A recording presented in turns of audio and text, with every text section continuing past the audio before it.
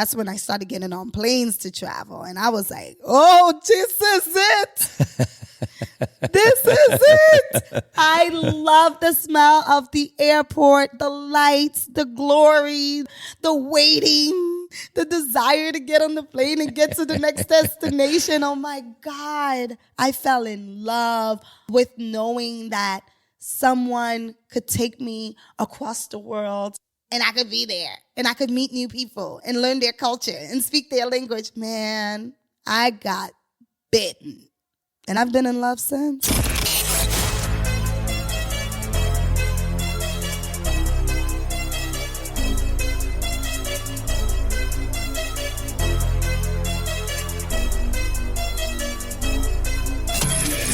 This is the Maverick Show, where you'll meet today's most interesting location-independent entrepreneurs and world travelers, and learn the strategies and tactics they use to succeed. And now, here's your host, Matt Bowles. Hey everybody, it's Matt Bowles. Welcome to the Maverick Show. My guest today is Yumi Jean-Francois. She is a location-independent business owner, corporate wellness consultant, transformational speaker, and the founder and CEO of Flex and Fly, a travel wellness company that provides stretching, yoga, and relaxation classes to travelers before they board their flights at airports. Yumi also created and designed Flex and Fly's best-selling minimalist travel products, the Flex Bag and the Flex Mats.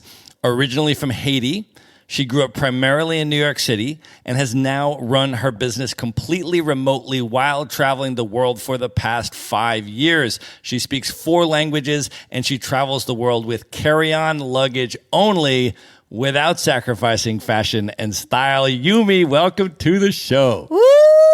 Matt, I'm so happy to be here. I'm so excited to chat with you. You know, I'm a huge fan, so I'm super excited to be here. The feeling is mutual. I'm a huge fan of yours. I'm super excited for this conversation. And we just need to begin by setting the scene and talking about where we are doing this interview from today.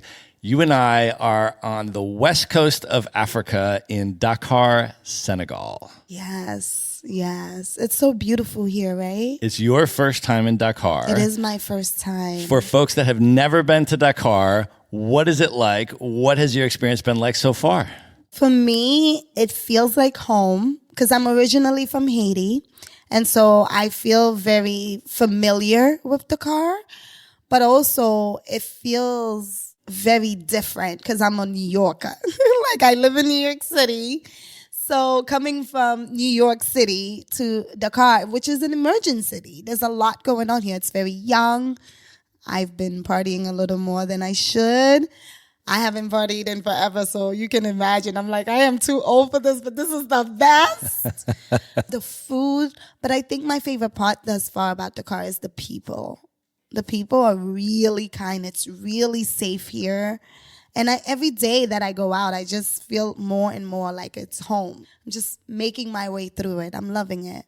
It's so amazing. I came here the first time in 2019 for a month, and it just won my heart entirely. And I have been talking about Dakar since 2019. When people ask me for my short list of favorite places in the world, Dakar has been on that list since I came here in 2019. And I remember you and I met the very first day that you were here, and you were like, yo, show me something really dope in this city. And I said, okay, I'm going to take you to one of my favorite spots to see one of my favorite things. Yes. We literally spent the day together. And honestly, I keep telling everyone here about it. You made it feel so easy for me, the transition to really get to know Senegal and walk around Dakar. You made it really amazing for me. I mean, you made me walk a little more than I wanted to. But you made it really easy. You did literally ask me to take you on a walk, and you're from New York, so I have expectations for the extent to which New Yorkers can walk. But when we were walking, though, what did we see? What did you think? Oh, my God. It was beautiful. I mean, we went specifically to see the sunset. I really wanted to see the sunset, and you knew the best place to see the sunset. And while we were walking, we saw the outdoor workout gym that Dakar people created and made themselves. It was amazing.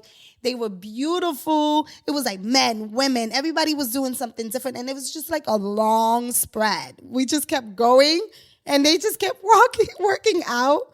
And it was right next to the beach. It was just beautiful. It's so amazing. It's one of my favorite places in Dakar, right on the Corniche. They have probably about 2 kilometers of exercise equipment, workout equipment, basketball courts, soccer fields, all sorts of exercise equipment, running paths. And there are just hundreds and hundreds and hundreds and hundreds of people out there, especially right at that after work to sunset hour. So you've got the sunset over the ocean, you're right on the Corniche on the waterfront, and then you just have all of these people exercising. It's such a beautiful thing. So I was like, I got to take you there. Day one, you're going to fall in love with Senegal the same way that I did. I really did enjoy it. And I also love the fact that you were so comfortable walking around and like you were like, nah, this way, that way. Nah, let's get in this cab. I was just like, oh, okay. It made me way more confident after taking that walk with you. I was like, okay, I can take this. Well, you and I connected immediately from Yes. day one, and then we've been collaborating on all kinds of cool stuff since then. You and I just co-facilitated a workshop for the remote year group that is currently in Dakar, Senegal, on minimalist packing, what you and I call stylish minimalism, Yes. right? How to travel the world, carry on luggage only, but without sacrificing the fashion and the style. And I noticed immediately, your fashion game is on 10 on the daily. And I was like, wow, she's really well dressed. And then you told me you travel with carry-on out and luggage only. I was like, we have got to collaborate on this workshop. Yes. And so we did, and it was amazing. But what were some of your top tips, especially for women in particular, for traveling the world for a long period of time, not checking a bag, team carry-on, but maintaining the fashion and style? I just want you to know less is more. When in doubt, less is more. A good sweater or a hoodie. It can't be both. You got to pick one. Okay? So for me, coming to the car, I made the decision to bring a sweater rather than a hoodie. Or satin dresses. Get them in every color you'd like. But I would bring about 2. And then just use them because you can wear it like you're going to the beach, or you can wear it dressed up, or you can add a sweater to it. You can do a lot with a nice satin dress, and it does not take a lot of space. Those sling dresses, they're amazing. 1 pair of jeans is all you need if it's long. 1 pair of shorts is all you need. And a nice button-down shirt is really nice because you can tie it up or you could dress it down. And 1 anti-theft minimalist travel bag is a must. An anti-theft bag will save your life. Just so many different times I've traveled and people have stolen from me and I don't know where I misplaced my bags, et cetera, et cetera. And an anti-theft bag that is minimal does not look like a regular bag, first of all. And it's super easy to casual. It's super stylish. And you're able to keep all your stuff safe in there. You know that I have one at theflexbags.com if you guys want to check that out. But an anti-theft bag, whether it's from us or anywhere else, is definitely necessary for the ladies. And no matter what, do not bring a blow dryer. You don't need it. You can just go to a fancy hotel and use one of them or ask somebody to use it. And one of the things that I learned from you that I feel like is the best thing, rent it. And then sell it or donate it where you are. I love that. Yeah, I mean, full endorsement for the flex bag because I have seen this in action. First of all, I know that you designed it from experience, and I have traveled with a lot of women as well in a lot of different groups, and I have seen people get robbed. I've heard about people getting robbed. People snatch the purse right off. They cut the purse. They take the thing, all that kind of stuff. And I know that after having gone through those experiences, you used all of that to design this, and you did it with your normal fashion and style and flair that you do everything in your life. And what was amazing for me, though, to see was you bring a giant stash of these things with you to Dakar, Senegal, and sell out of them in the first week. Yeah. And you sold them to both experienced travelers, people that are here on the remote year program, people that have been traveling the world, and they're like, yo, I need that. As soon as they saw it, because it solves this incredible problem and it's stylish. It solves a safety problem. It's also stylish. So all of the travelers were buying this up. And then local Senegalese people also, which, by the way, we got to give love. Dakar, Senegal is the fashion capital. of this entire region. The ladies don't play over here. No. They look good. Yes. They dress up. And I knew I fit in because I had to show them. I had to show them what I could do. I had to show them what I could do. That's why I bought the flex bags here. And I'm so happy. Everywhere I went, every coffee shop, anywhere I walked, I was getting complimented on the flex bag. And they were asking me what it does. And I told them and they bought it. Yeah, it's amazing. So we're going to link it up in the show notes. Go to themaverickshow.com. Go to the show notes for this episode. We're going to have a link so you can check out the flex bags there. But super, super important piece, I think, of a travel wardrobe. Any other tips in terms of travel conducive materials, any specific brands you want to point people towards, any specific gadgets or accessories or other things that you travel with? There's a company called Zawadi Collection. It's actually African owned and Black woman owned. Zawadi Sport is the new name. And she makes the best workout / swimming clothes. You can buy one outfit and it's a workout clothes, but you also can swim in it. Part of the ways that I travel that makes it so minimal, especially with just carry on, is that my clothes can do more than one thing. So I can rock something that for working out that's also fashionable, but also I can go swimming in it.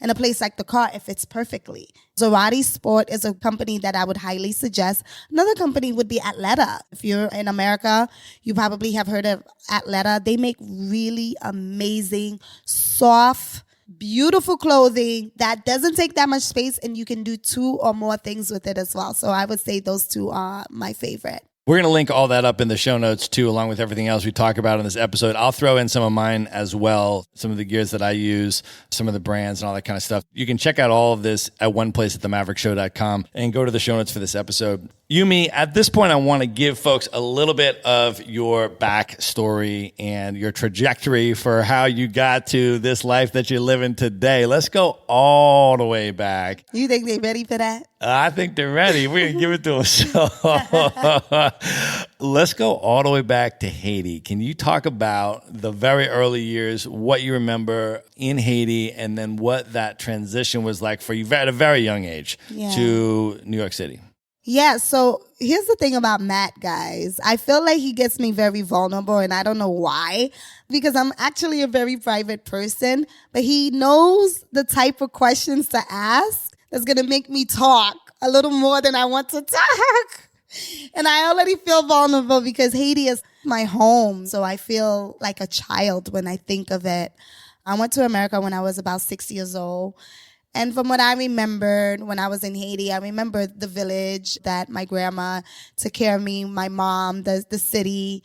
I remember the animals. I remember the water. That's what I remember the most, just being in the water, being on a motorcycle a lot. My dad used to have a motorcycle. And I just remember the food. So the transition to come from Haiti to America, I believe we entered around January. And you know New York, and we went to New York. So you can imagine, oh my God, the shock that I had. Because I've never experienced cold weather the way that I experienced cold weather when I came to America. It was freezing in January. And I had, I think, shorts on and a top, just like tropical weather clothing. And I remember the plane ride from Haiti to New York. Of course, American Airlines at the time, that was the main. I just remember the food was so awful to me. And I was like, what is this? There's no flavor. And I just remember how long it was. And it was so foreign. I mean, I had my mom, so it felt safe. But I just remember how foreign it felt. And I remember feeling like this is not home, but I have to get to know this place very quickly. That's what I remember being that young. So you did not just move to New York City. We got to give some love to your borough. You moved to the Boogie Down Bronx. The BX, baby. Don't be fooled by the rocks that I got. I'm still Yumi from the block. And you moved to the Bronx in the golden era of hip hop. Oh, 100%. Can you talk about coming up in New York City, in the Boogie Down in particular, in the 90s? So it's crazy because I'm such a hip hop head. People that know me knows how much I love hip hop. And a lot of the mess that's out there right now, I'm just so disappointed. So I am spoiled. I come from the generation where people actually rap and they would go against each other in the street. I mean, it's art. Rap is art. It's poetry. So I have a deep love affair for it and I have a high level of respect for it. So I remember listening to the hunger, the desire to let people know they're the best and just listening to beats all the time and just loving it. I couldn't rap, but I loved music. And so what I would do is I would dance. And that was natural for me. So a lot of friends that were also rappers and loved the music and that would go to concerts with me, take me to everywhere and anywhere there was a rapper or some star, I was there, okay? So I loved it. And to this day, I love hip hop very differently than I feel like many of my friends do. You know, when they fell in love with R&B, I was still like, where's the rap? I need some hardcore stuff. I need some real stuff. You know what I mean? So I loved it. And, you know, being in the Bronx, you know, people really lived what they wrote. I can't relate to a lot of the things now where people are just talking about things. I call them authors. They're not rappers, they're authors because they're writing things from watching someone else, not actually living it. Can you talk about the progression of the role of dance in your life? You initially fell in love with hip hop. You started dancing, which obviously was a central part of hip hop culture, of course. And then where did that take you professionally? Can you talk about that trajectory? I just remember getting into junior high school. I made a friend, and that was when music videos was popping. Listen, MTV, BET, 106 in Park, all of that. We were watching TV all the time, waiting for the new hot music video all the time. And I remember just watching those people on screen and being like, oh my God, I could do that. That's so easy. Because the way I felt about music, if I wasn't doing what I was doing now, I would probably be a producer of some sort because I love the whole creation of music, putting it together. I appreciate the writers. I appreciate the beat, like everything. And while I was in junior high school, entering high school, I started dancing. I got into this program that was actually specifically for modern to learn how to dance properly. And I auditioned, and everyone auditioned, every school auditioned. And I got to be one of those kids that was able to do it for the summer. And I learned every style of dance. Hip hop they didn't teach that. That was raw. That was all me. But I learned jazz, I learned modern. It was my first time where I went to the theater. So that was shocking for me. I was like, wait, people do this for a living? And I was surrounded by a multicultural group of people from all over the world that loved to dance. And I realized that I was really good at picking up dance. I knew I had my own flavor because your girl got flavor. Just check me out, guys. And I really wanted to add hip hop and dance hall and reggae because that was just in my blood. But that wasn't provided at that program. And so after I finished that program in high school, a lot of my friends were like, you're really a good dancer. You should audition. I could see you on these music videos. I'm like, oh, okay. So I started auditioning with some friends and I started backup dancing unprofessionally right before I went to college because I finished high school early. I was the valedictorian of my high school. I finished early and I had time. And so I just chilled the rest of the summer and auditioned. And then where did that lead you eventually? Oh, eventually I became a professional backup dancer. So I started dancing for celebrities. And, you know, people that's listening to this, please don't get hyped. Dancers are the bottom of the barrel. So it's a lot of auditioning for people, a lot of NDAs, a lot of hoping the management and the people will pay you on time so you could pay your rent. So it wasn't glamorous in any sort. But I loved it. I wanted to choreograph. Eventually, what I wanted to really do was teach choreography to the dancers so I could see my work. Like, because I really love Paula Abdul. You know, every dancer loved Janet Jackson, Paula Abdul, the people that really was dancing really heavy, Michael Jackson, the people that did it in the video. While I was growing up, there was a singer named Aaliyah, and at that time, she was everything to everyone. Brandy, Monica. The R&B game was so crazy growing up, so I was just like, oh, this is what I need to do. I can choreograph for these people. And I remember when Aliyah died, and that was life-changing in my community because her choreographer, Fatima Robinson, who also gave me a great shot, along with Lorianne Gibson, they were pioneers in that game. So it changed a lot in me. I remember when she passed because I was so confused because I think that was my first time realizing death was real because it was a celebrity that we look forward to watching perform. And I just was like, this is odd. This is weird. So I started professional backup dancing. I went to college, but I left because I started dancing for Alicia Keys. I danced for Neo. I danced for Gwen Stefani. And I kind of put my whole life, I started going into that world a little more, but I didn't like it. I didn't like that world. You see, the thing is, Matt, I'm a star in my own right. That's what I believe. You know what I mean? You are indeed. I think there's a lot of people that don't know that some people don't want fame. You're a star because you know yourself very well. You're not going to walk around confused or playing small to make other people feel comfortable. And you're okay with letting other people know they're great. That's what makes me a big star. And I'm able to do a lot of good things. I'm able to act. I'm able to dance. I pick things up rather quickly. So that world was easy for me.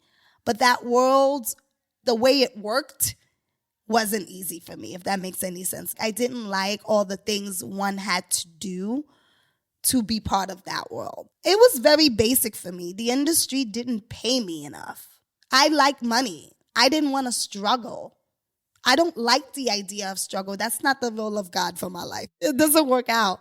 I'm not interested in living a life of struggle, especially knowing my history. So being the person that enjoys a life of peace, a life of consistency, the industry wasn't going to cut it for me. I didn't care for fame. I cared about being able to take care of myself. I cared about traveling. I cared about making money, taking care of my family, not having to count coins to see if I had enough money to pay at a restaurant. Like real stuff. I came from real lack. So I didn't want to continue that lifestyle. And that industry was going to prolong that lifestyle for me. One of the experiences that I know you started getting from that was the opportunity to travel the world. Yeah. Can you talk about how that impacted you, what some of those early experiences were like, and how you fell in love with travel? Oh, yeah. So the first time I really traveled knowingly, I liked a guy, and it wasn't working out. And this is where my tradition came from. I decided that I wanted to see the world. I told him I wanted to see the world. I was like, hey, I want to kind of see the world. And he was a little wealthy at the time. And he was a bit older than me. Not too big, but like he was a little bit older than me. And so he had some experiences.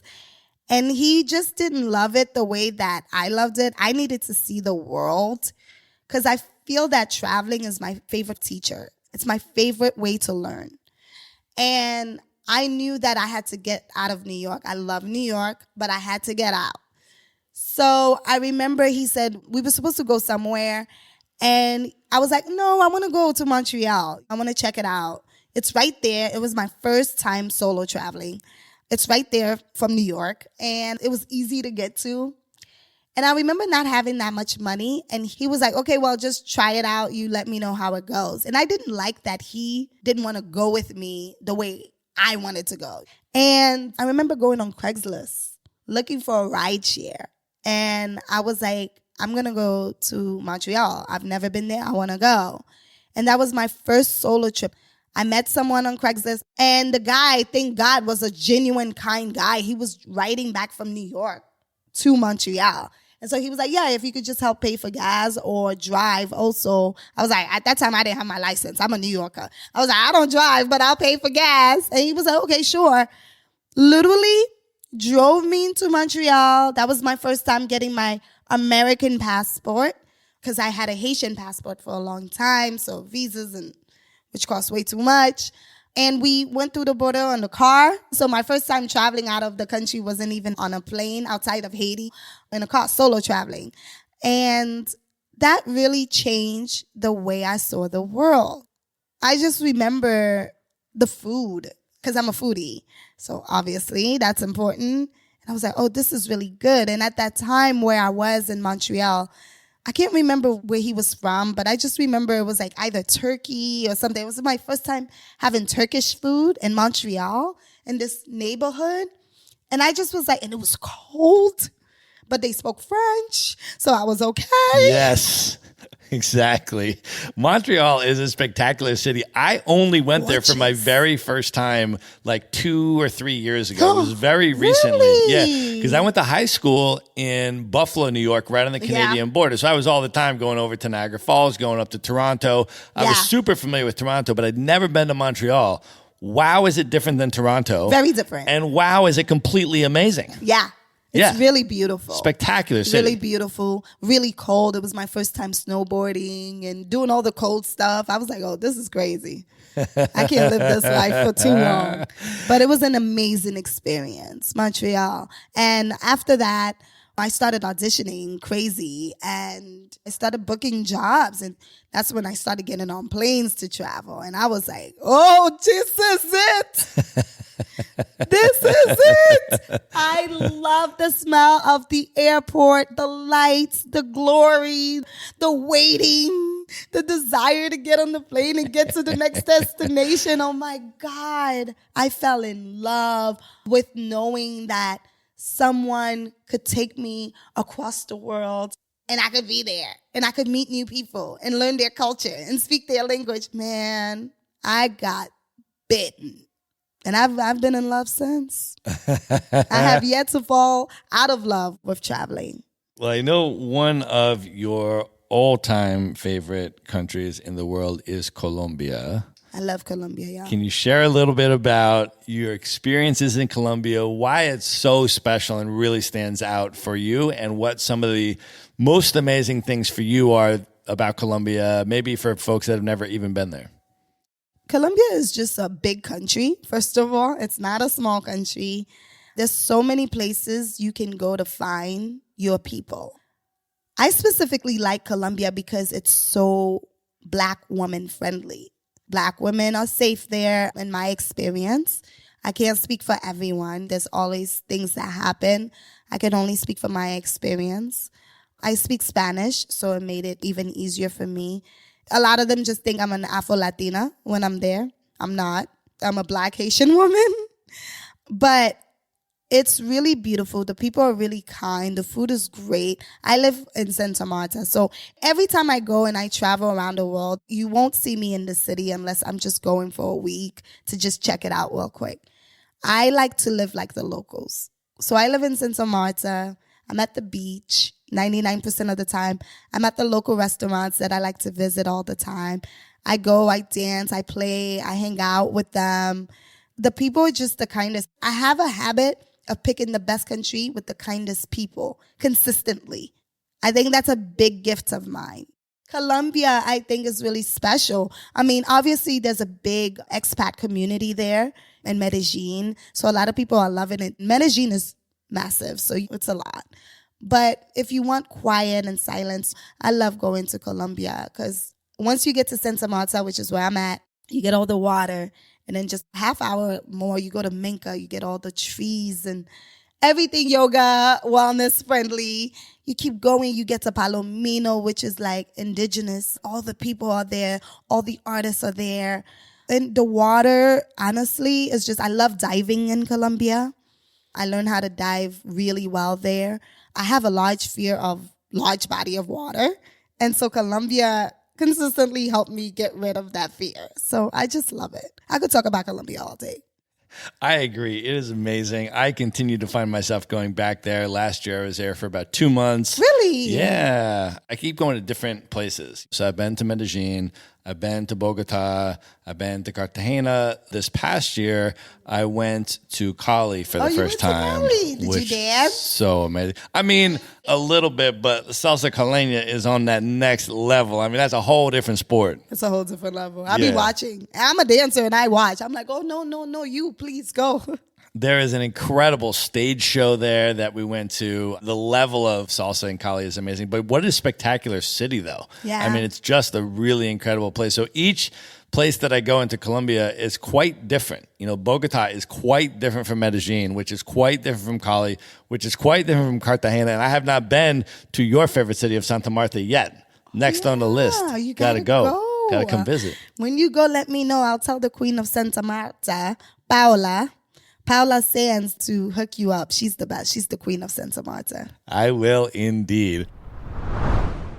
All right, I want to take 1 minute out to show love and put you on to another podcast in the space called Flourish in the Foreign, hosted by my very good friend, Christine Job. Now, if you haven't yet met Christine, I interviewed her on The Maverick Show back on episode number 177. Highly recommend you check that out, hear her amazing story, and of course, I pull out her top 5 hip-hop MCs and some other fun stuff. So check episode 177 of The Maverick Show. And then wherever you're listening to this podcast, you can also subscribe to her show, Flourish in the Foreign, where every episode she celebrates, elevates, and affirms the voices and stories of Black women living and thriving abroad, while also exploring world travel as a pathway to wellness.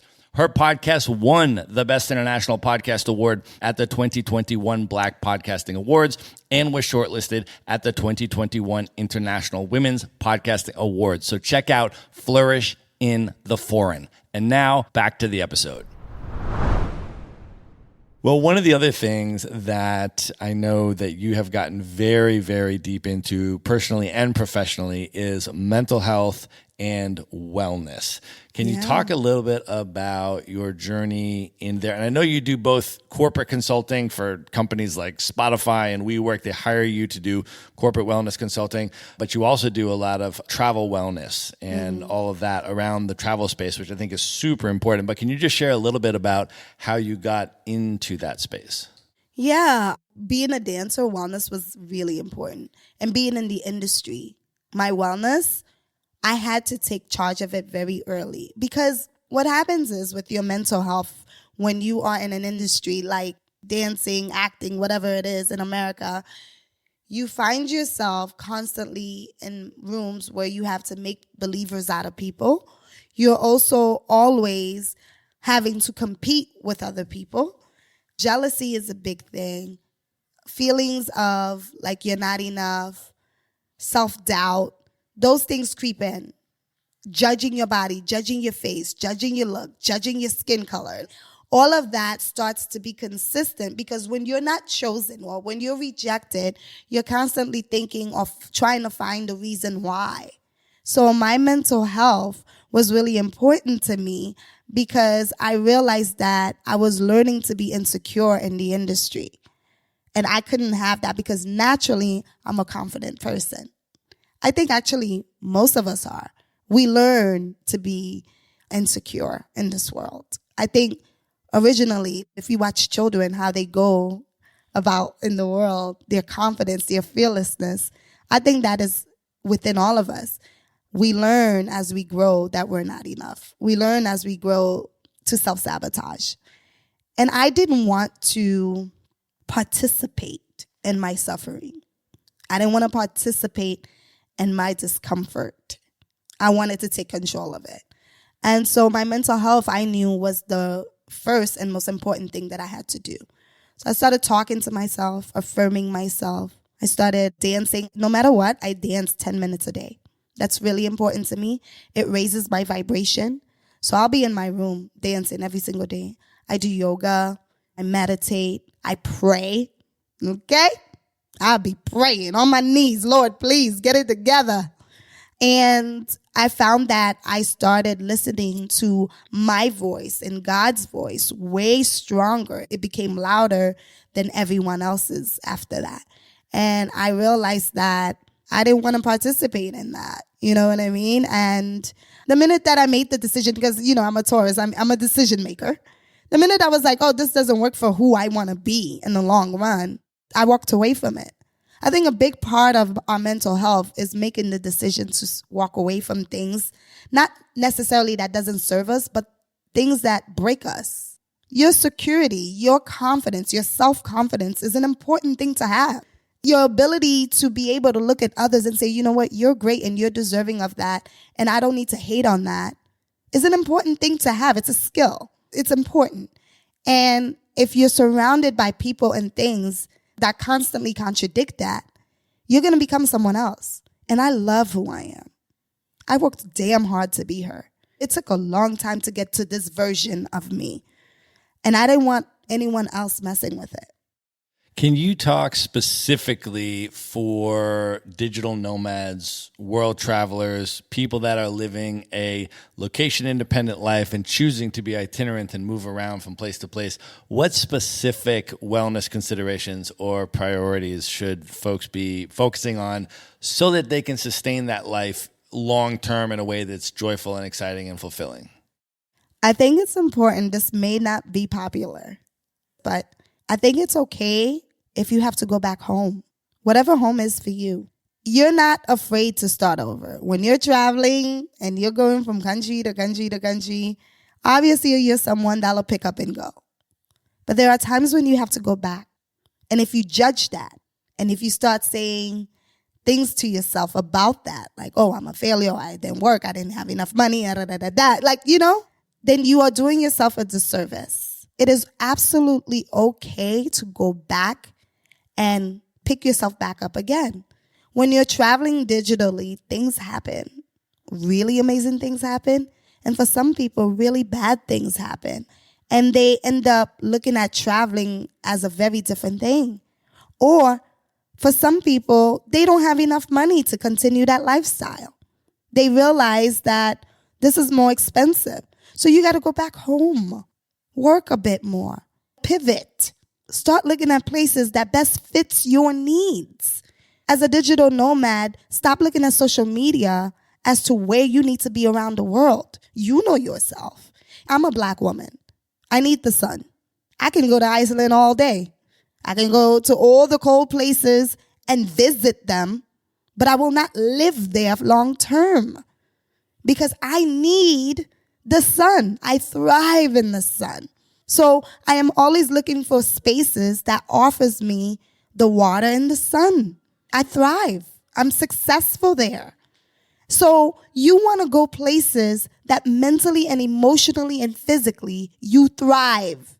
There are spaces in this world that many of you guys have got caught up into going and visiting because social media tells you that's where you should go. There's so many people in Bali, and I'm like, why are you there? You go to one spot with a whole bunch of people that look and thinks and believe like you. I mean, why are you in Bali? You're going there and it's people that look like you, think like you, act like you, a lot of that. And you think because you saw such beautiful pictures and you heard that it's affordable, that's where you should be. It may be a little more lighter and calmer. You may be an adventurous person. You may not need to be in Bali. Find your place around the world and be kind to yourself while you discover it. I think remote workers, remote living, period, can get incredibly lonely at times. And some of us aren't honest about that. Yeah, you get to meet new people all the time and all that type of stuff, but sometimes you're not making the connection that you're seeking. And at times it feels off. So then go back to yourself. Revisit yourself. Center yourself. It doesn't have to look like anyone else but your story. And if you're committed to your story versus creating a story to sell or share to someone around the world, then you're going to have a better life living remotely. So for your mental health, I would say go back home, check it with yourself. Don't be ashamed if you have to go back and save, if you have to pick up extra jobs, if you have to work where you are. So what? This is the life you chose. it's going to require different things from you. Yeah, it's not a 9 to 5 at an office, but you may have to do certain things you weren't ready to do. Because when you want a different life, it requires you to live differently. One of the areas that I know you're especially passionate about and you do a lot of work around is Black wellness in particular. Can you talk about some of these things, travel considerations, wellness priorities, specifically for Black folks? Yeah, traveling while Black is a real thing. Traveling while being a Black woman is also a very real thing. There are certain things that I have to look at, certain countries, certain spaces, certain laws that I have to search for before I go to certain countries where you, Matt, may not even have to think about, not even once or twice, or anyone else. And Black women in particular have been taught to always put themselves last. That is why their wellness is first for me. I'm going to be speaking at South by Southwest in March on a panel that I was invited to speak.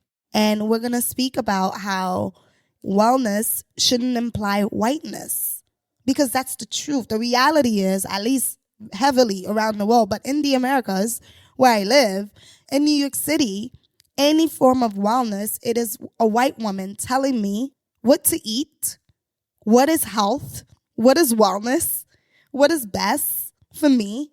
And I'm just confused because you don't know me.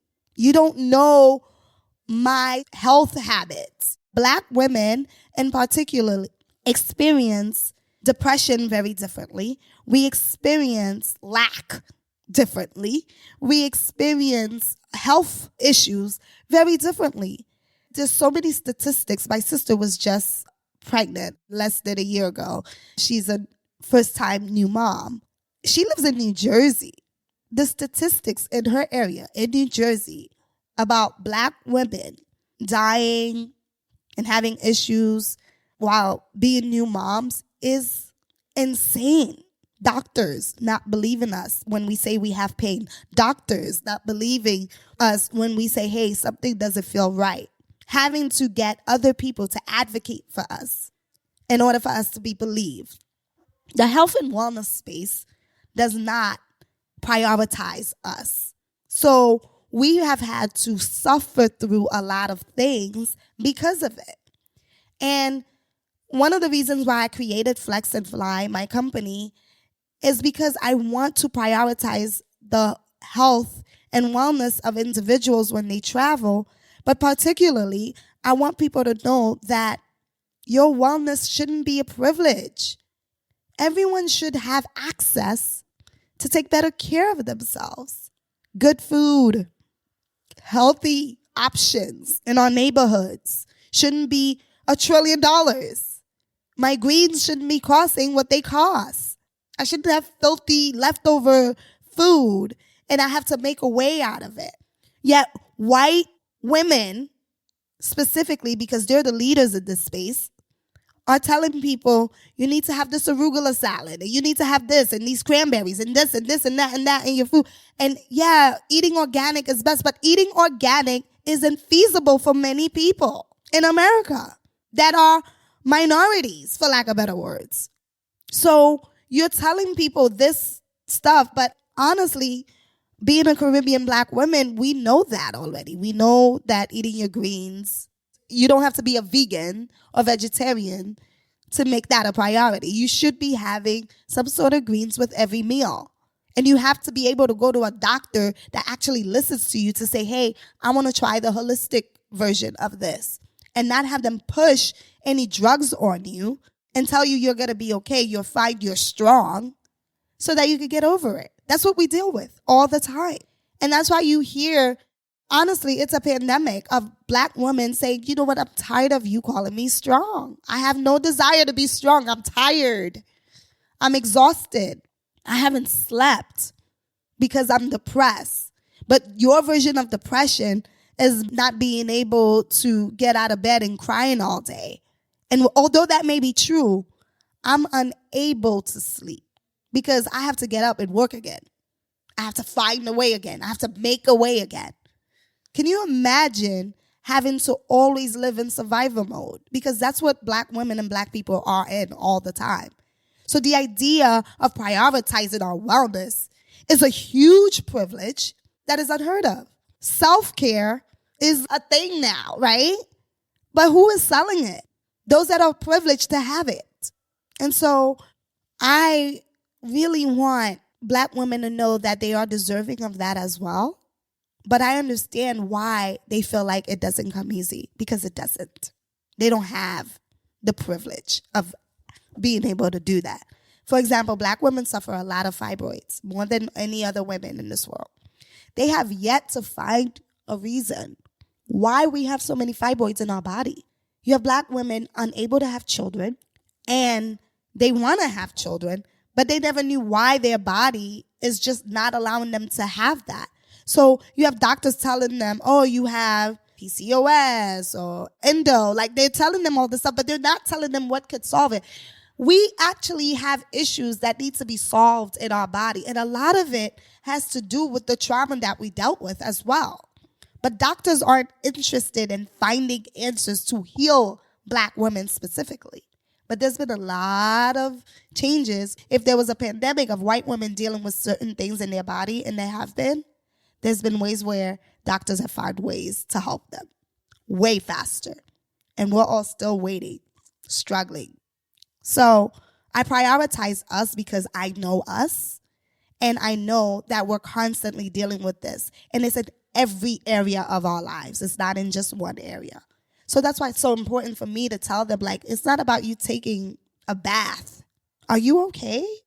Are you that scared to take off work, even though it's your right? Legally, you're allowed to have a day off without having to say why. You're allowed to have a mental health day. Do you know how many Black women didn't know that? Because when you're in survival mode, the idea of having a day off would cost you.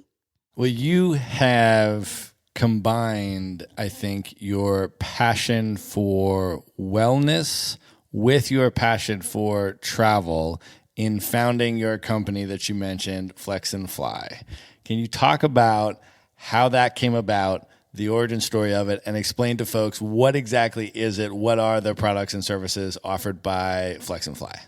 Yeah, Flex and Fly is a travel wellness company. We're bridging the gap between travel and wellness. That's essentially what we're doing. When you're traveling, whether it's by air, by car, whatever it is, however you like to travel, we want to take care of your mental and emotional health, because there's a lot of anxiety when it comes to traveling, especially at the airport.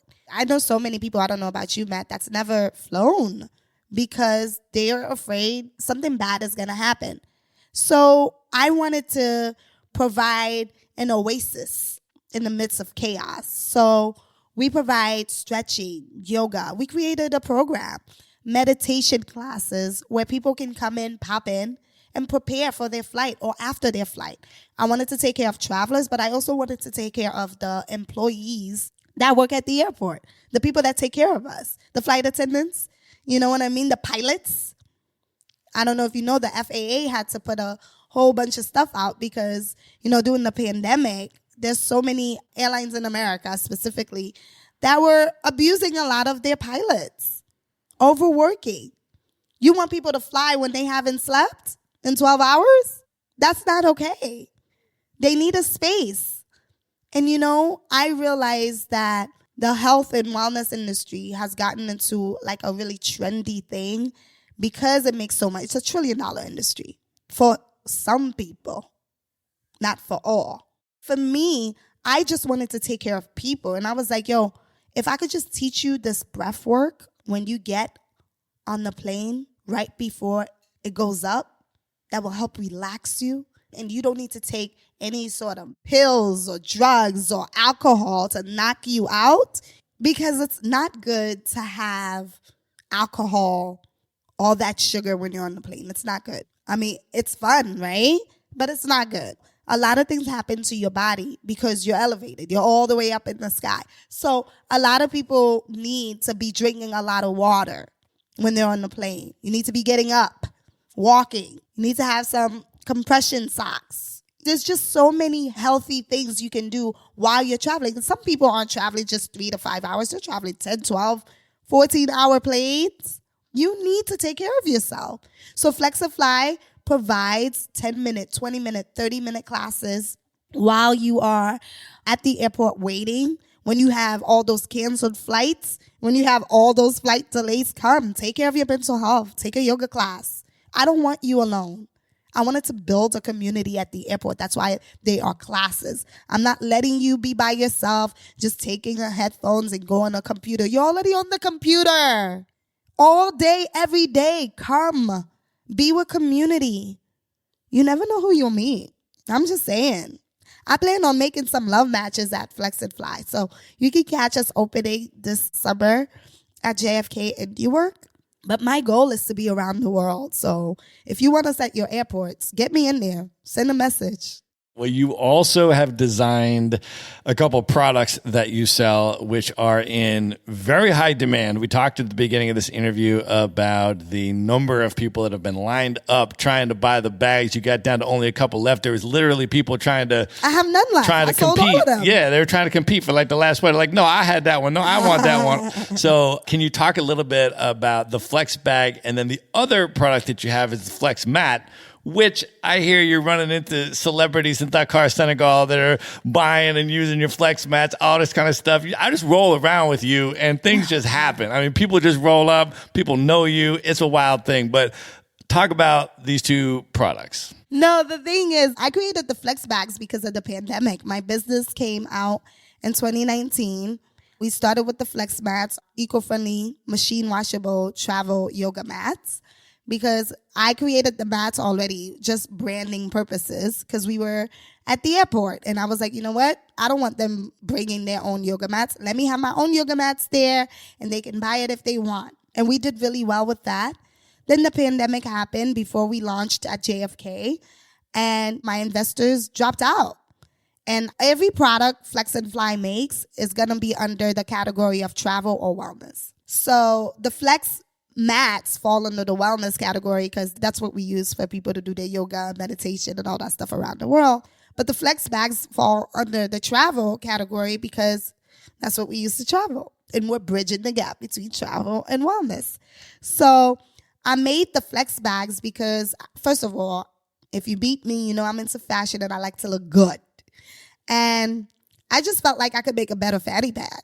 And I knew what it was like to be stolen from while I travel. And I knew I wanted to make something better. And I know the girls that when they travel, or people that travel, they just want to have fun and meet someone. And they don't want to have to think about having multiple outfits and all that stuff. So I made the belt bag. I made it where they could have their phone, a pocket for their phone. They didn't have to bring wallets, so they could have a side pocket for their money, their credit cards, and then a part for their passport, their lip gloss, whatever they wanted to do. And then men, women, children, everybody rock it. And you can wear it 3 different ways. It comes in 5 different colors. It's 100% leather, but we also have a vegan leather line. They're handmade in Colombia, and I absolutely love them. And we're going to be in stores soon. All right, so I have to ask you now for some entrepreneurial tips because your business building game, your sales game, all of these different pieces, I mean, it's on another level. I mean, I have seen salespeople and then I met you and I was like, wow. I mean, I'm just like observing, I'm taking notes. I'm just seeing everything you bring, all your products flying off the shelves, people lined up to buy them. Mm-hmm. It's pretty amazing, but the business building that you've done, the brand building that you've done, all of this stuff, incredibly impressive. Location independent entrepreneurs that are listening or aspiring entrepreneurs that are at the earlier stage, what are some of the main tips that you have for effectively building a location independent business? If you are a business owner, you should be having 2 things right now. Everyone needs to have some sort of product, like a physical product, okay? Not just digital, a physical product. And this day and age, you can sell anything. Find out what it is that fits you best and that you actually believe in and that you wouldn't mind selling and that you wouldn't mind scaling with and use it. You need a physical product. You know why I say that? And this is coming from me, right? Because I don't plan on working for the rest of my life. I plan on having everything work for me.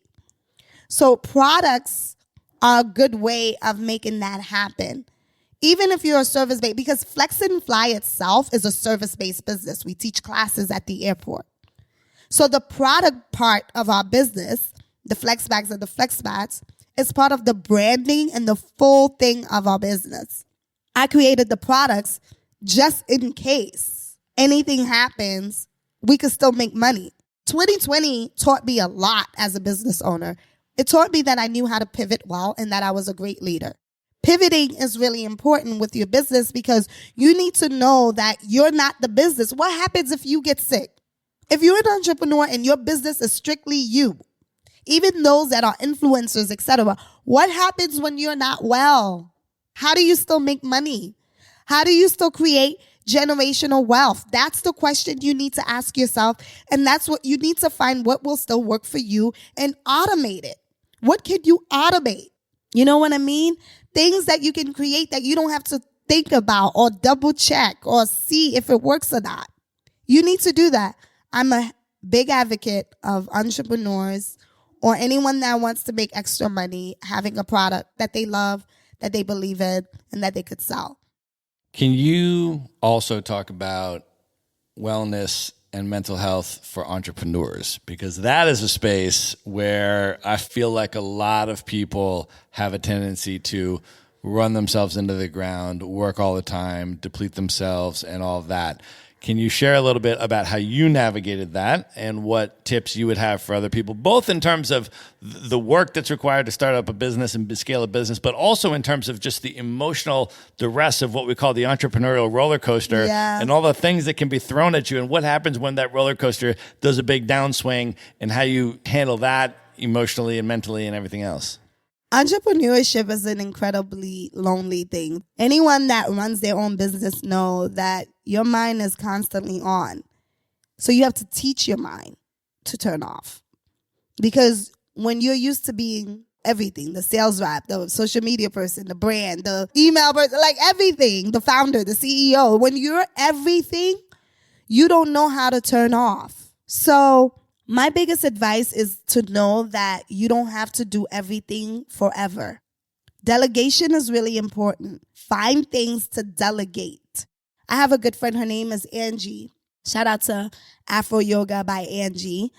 She is an incredible yoga teacher and soft entrepreneurship leader.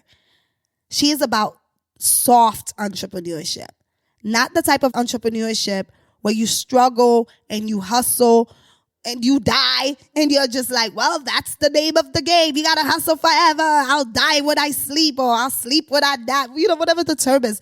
She's not about that, and neither am I.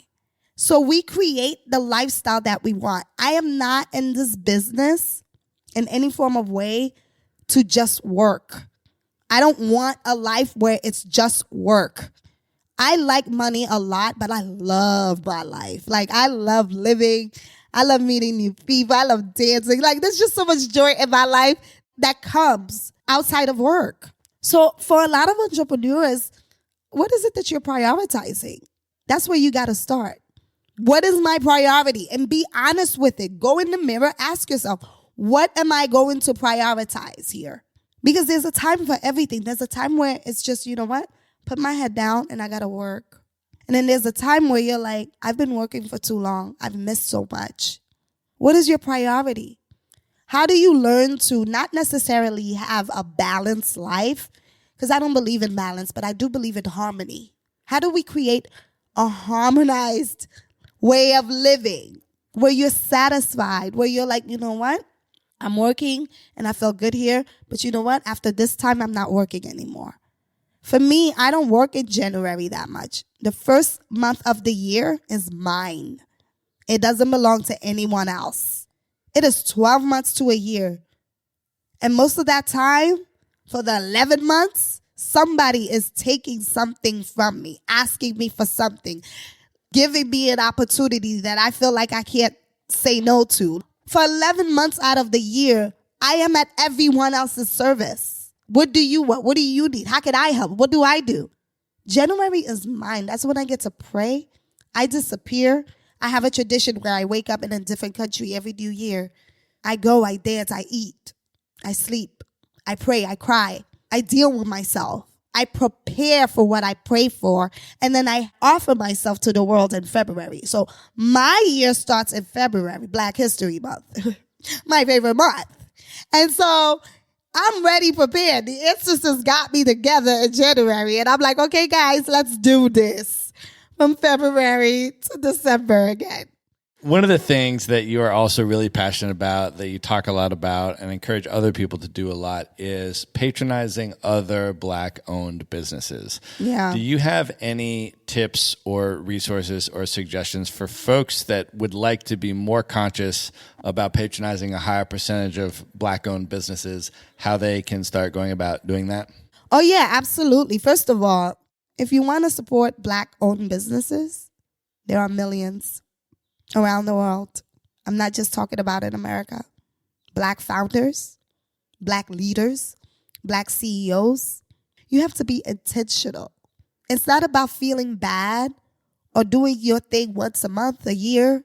You have to be intentional. If you want to support a group or a community, you have to be intentional. It's like anything else in life. When you want a better body, you're in the gym. You know what you do? You find the gym. You search it up. You ask people about it until you find it. It's like anything else in life. This isn't hard. And honestly, there are so many people in this world, whoever's listening right now, that's like, yeah, I wouldn't mind doing that, then do it. It's like anything else. Do it and be consistent about it. I'll give you my top 3 places to shop. If you want to support Black women like myself, which you should, you will go to buyfromablackwoman.org. It is a nonprofit organization that supports and helps Black women business owners scale, grow, educate. The founder, Nikki Porcher, is a godsend. She is a godsend. She has a directory, and you literally can find whatever it is that you're looking for: soap, table, clothes, coloring books, yoga mats, bags, shea butter, I don't know, whatever, skincare, whatever you're looking for, whatever you use in your daily lives, there is a Black woman that created a business for it that you can go support at buyfromablackwoman.org. Second, if you want to support women-owned business owners, go to We Are Women Owned. We out here. Women, specifically Black women business owners, we're not getting any venture capital. Everyone knows that. If you're a venture capitalist and you're an investor and you're listening, call me. Invest in Flex and Fly. Invest in buyfromablackwoman.org. There are people here that are doing amazing things, and we're not in the tech space. So I gave you 2 main ones, and there's also Brain Trust Studios. Kendra Birkinson, she's leading in the beauty and wellness space. Black and brown people that are killing it in the beauty and wellness space. There's so many businesses that's trying to get into Sephora and JCPenney, etc. I have a colleague, Lamique Beauty. She was the first Black woman clean beauty products that was on Ultra.com. Why are we still in the spot where we're the first? When I go to Target, there's 100 of y'all. There's the 15% pledge where retailers need to be going and offering Black businesses a space on their retail. Because we all know you guys overprice us. Target, let's go. Do better. If you're in the space where you want to actually support Black women business owners and Black businesses, don't just do it in February. Because we exist outside of that. You have to be intentional. We are definitely going to link up all of those resources in the show notes so folks can go find them at themaverickshow.com. Go to the show notes for this episode, and you're going to find all 3 resources that Yumi just dropped. Super, super important stuff. Yumi, you have now traveled to a lot of the world. You've been traveling for many years. Can you talk about the impact that has had on you, why you continue to travel? What does travel mean to you today? Traveling is my favorite teacher. I love to learn. And there's no better way to learn than to leave where you're from and what you know and go discover another place and surrender and humble yourself into another person's home. It happens to me every single time. Every time I feel like I'm good, nope. I go into a different place and I'm humbled and honored. And I'm just like, oh my God. You learn so much about other people's culture. There's just a lot of judgment that leaves you when you travel around the world.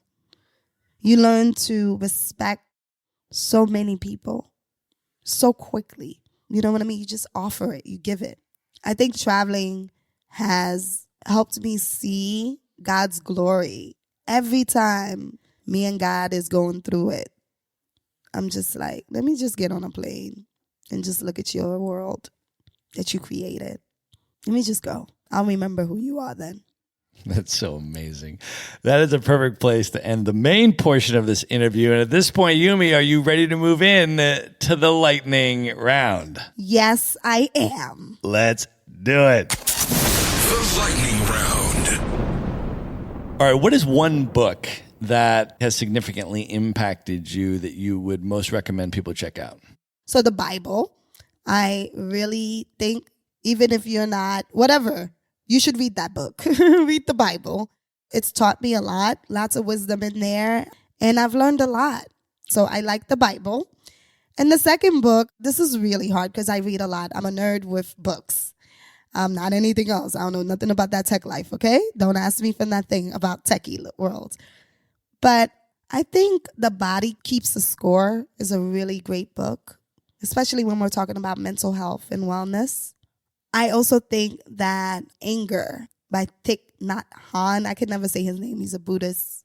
It taught me a lot about how to control my anger. I used to have a lot of anger issues, a lot of rage. And if you're someone that's dealing with anger, well, it's just rediscovering yourself. If you want to change, that's a good book to read. Anger by Thich Nhat Hanh, The Body Keeps the Score, and the Bible. I gave you 3, even though you asked for 1. I like to give more than for what you. I am an abundance queen. I give more than enough, okay? All right, Yumi, what is one travel hack that you use that you can recommend to people? I think one good travel hack that I have is just a silk dress. I swear, ladies, a silk dress will change your life. Get yourself some silk or satin dresses and you'll see the difference. You can dress them up. You can adjust them down, and they always make you look good. So if you gain a little weight, you're fine. If you lose a little weight, you're fine. Just get yourself some silk dresses, and preferably in color, not just black. Stop hiding. Show out. All right, Yumi, if you could have dinner with any one person who's currently alive today that you've never met, just you and that person for an evening of dinner and conversation, who would you pick? Most likely someone when I'm traveling. Some stranger when I'm traveling. I don't have any celebrity, someone well-known I want to meet and have a conversation with badly. I like people. Like you. You were special to me in Senegal. You're kind. You're consistent. You've traveled so much and you taught me a lot. And I love being in your company. So I like meeting strangers all the time. I don't have someone that I want to meet that's big. I don't have that. Probably because I've been around them also. I'm a little turned off. That's an awesome answer, and that's very kind of you to say about me. I feel the same about you. Let me ask you this, Yumi. If you were able to go back in time, knowing everything you know now, and give one piece of advice to your 18-year-old self, what would you say to 18-year-old Yumi? Leap and the net will appear. Nice. All right. Of all the places you've now been, what are your top 3 favorite travel destinations you would most recommend that other people should check out? I would say Colombia, number 1. You should go there. It's a big country. You'll find something that'll make you happy there. I promise you. I promise you. The second place is Canada. Actually, there's a lot of amazing places in Canada. Canada's big too, but Montreal is really special. It's really pretty. I would say go check out Montreal, Toronto, Vancouver. Just go to Canada. Pick a city in Canada. And the third place that I would say is Jamaica. Go to Jamaica. You hear me? Go to Jamaica. And go to Jamaica again. Because my favorite food is there. And also, for a special, because I'm the abundance queen, here's your fourth. Thailand is special. All right, Yumi, what are your top 3 bucket list destinations, places you've not yet been, highest on your list you would most love to see? As you know, these are really hard for me because I just kind of twirl my globe and I find places that I go. I would like to go to India. I haven't been to India, and I know you have, and I've seen your pictures, and I hate that I haven't been there. India is a great place that I would like to go to. I'd like to visit the Middle East more, so any country in the Middle East. And I want to continue to explore Africa, so I would really like to go to the Ivory Coast. All right, Yumi, we have now come to the most important question of this interview. I'm about to ask you to name your top 5 hip-hop MCs of all time. I don't want this because I feel like somebody's going to hear this and I'm going to meet them and they're going to feel a certain way and you're going to get me in trouble, Matt. Let me clarify this question, okay? Maverick Show listeners know I asked this to all my hip-hop fans. And just to clarify, you are not naming who are the objectively best MCs, who are the most commercially successful, who are the most influential. You're not naming any of that. You're naming for you personally who are the most meaningful, significant, emotionally impactful hip-hop MCs in your personal life. It's a personal question. Number 1 is Jay-Z. Number 2 is Kendrick Lamar. Number 3 is Nicki Minaj. Number 4, J. Cole. And number 5 would probably be Biggie. Amazing. That makes me so happy. That's incredible. All right, Yumi, as the last question of this interview, we are on the continent of Africa. You and I have bonded significantly around Afrobeats. I have been putting my audience onto Afrobeats for a number of years now. When I have guests that are really into the genre, you are incredibly passionate about the genre of Afrobeat. So I want to close this out by asking you to name your top 5 favorite Afrobeat artists as well. Oh my goodness, I love this question. Number 1, Burna Boy. Y'all know I love that man and I'm never going to stop. He's just too good. Number 2, I love this girl. She's young and she is special. Ira Star. She is special. She's going to make it. Big, big, big, big, big. Number 3 is Black Sheriff. Honestly, he's number 2. Ira Star's number 3.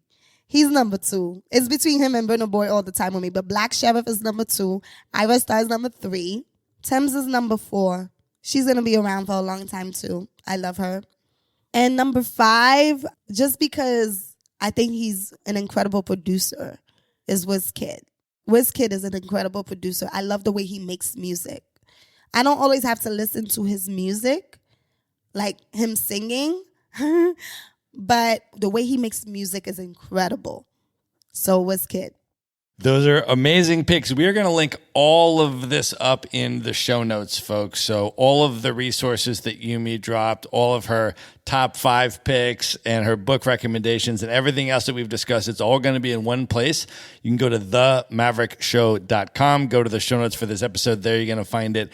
Yumi, where can people find you, follow you on social media, learn more about Flex and Fly, buy your amazing products and everything else? How do you want people to come into your world? Well, Matt, first of all, thank you so much for having me here. I really appreciate it. This was really easy.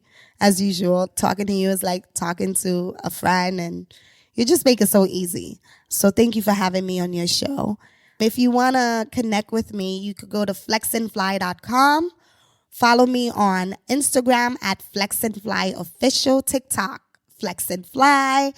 And if you want to shop with us, just check out theflexbags.com or Macy's.com and sign up for our email list. That's really what I want. Show me it's real by signing up for my email list at flexandfly.com. Awesome. Yumi is one of my all-time favorite people to follow on social media already. I mean, it hasn't been long that I've been following her, but she is a star. Her stories are amazing. Her posts are amazing. She's definitely somebody that you want to follow and definitely somebody whose products and companies you want to check out. Follow her. Get into her universe. It has been amazing since I have been in your universe, Yumi. I think you are amazing, and I thank you so much for coming on the show. Thank you so much, Matt. You're amazing. And you guys, please make sure you like, subscribe, and share this podcast episode. Thank you, Yumi. All the stuff in the show notes, folks, themaverickshow.com. Go to the show notes for this episode.